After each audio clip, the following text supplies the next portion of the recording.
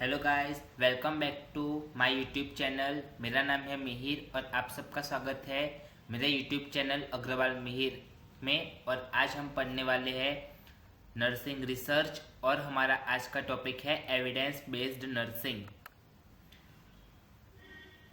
Evidence based nursing के total 3 types है। First, best evidence. Second, patient reference. And third, clinical expertism. Next, definition of evidence based practice, यानी evidence based practice का मतलब क्या होता है। तो evidence based nursing is using the best evidence available to guide clinical decision making, यानी जो clinic के डिसीजन मेकिंग लेते हैं उसका सबसे अच्छा जो एविडेंस यानी प्रूफ होता है जो हमारे पास रहता है उसको ही बोलते हैं evidence based nursing.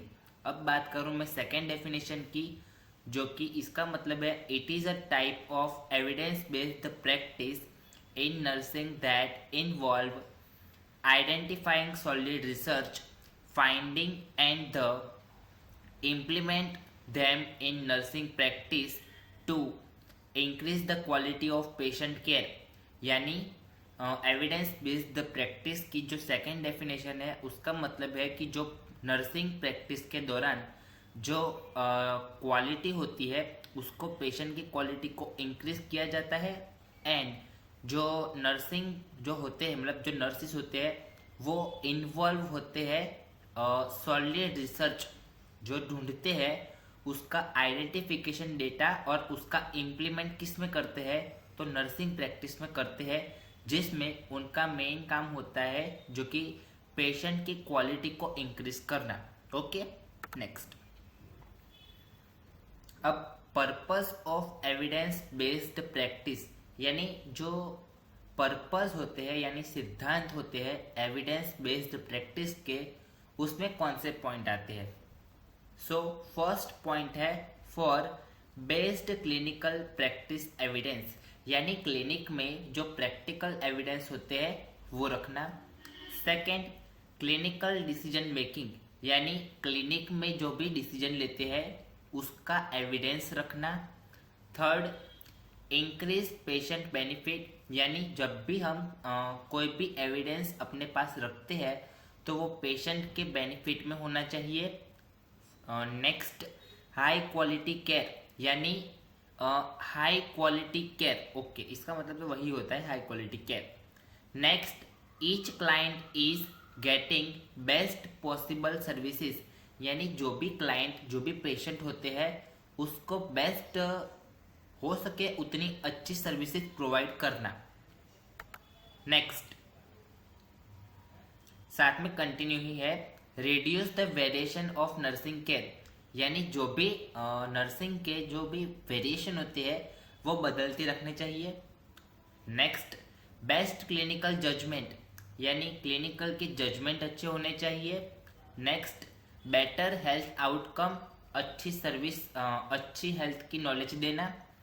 Next, to process update knowledge, यानी पेशेंट को अच्छी नॉलेज के बारे में बताना कि इस डिसीज में ये होता है। आप ये नर्सिंग के क्लिनिक में भी कर सकते हो और एज अ नर्सिंग रिसर्च में उसका डेटा भी कलेक्ट कर सकते हो, जो आगे जाके नर्सिंग डायग्नोस में आता है, फिर वो नर्सिंग रिसर्च में जाता है और उसका जो नर्सिंग रिसर्च हम करते हैं वो आगे जाके अदर स्टूडेंट्स पढ़ते हैं और उस पर नई रिसर्च बनाते हैं, यानी उसमें चेंजेस होते रहते हैं। Next, increase confidence of nurse, यानी जब भी कोई नर्स नर्सिंग रिसर्च करती है यानी कोई बच्चा या कोई स्टूडेंट नर्सिंग रिसर्च करता है तो उसका कॉन्फिडेंस हाई रहना चाहिए। नेक्स्ट, अब बात यह है कि steps of evidence based practice क्या होता है। तो point 1, cultivate spirit of inquiry. Second, ask clinical question, यानी क्लिनिक में क्वेश्चन पूछना, ये क्लिनिक में भी होता है और नर्सिंग रिसर्च में भी होता है।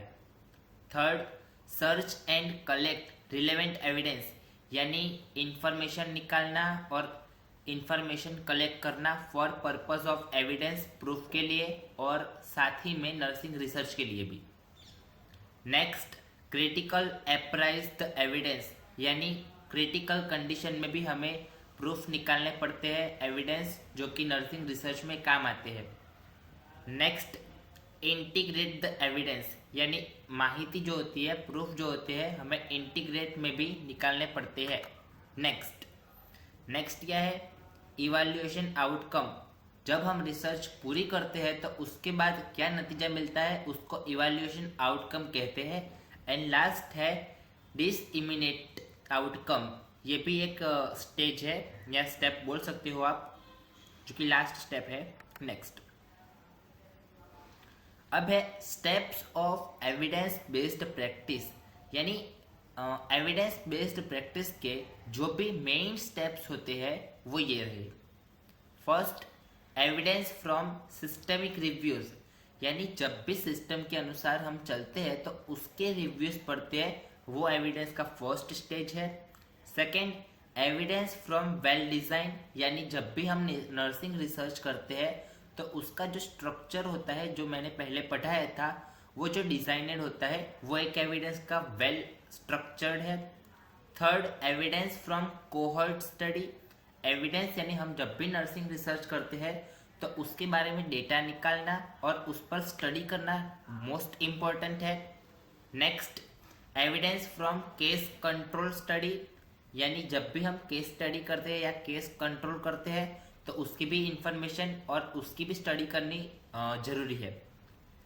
फिफ्थ पॉइंट क्या बोलता है, evidence from cross sectional study, यानी क्रॉस सेक्शनल स्टडी मतलब वो भी एक एविडेंस का पार्ट ही होता है जिसकी हमें स्टडी करनी पड़ती है। नेक्स्ट,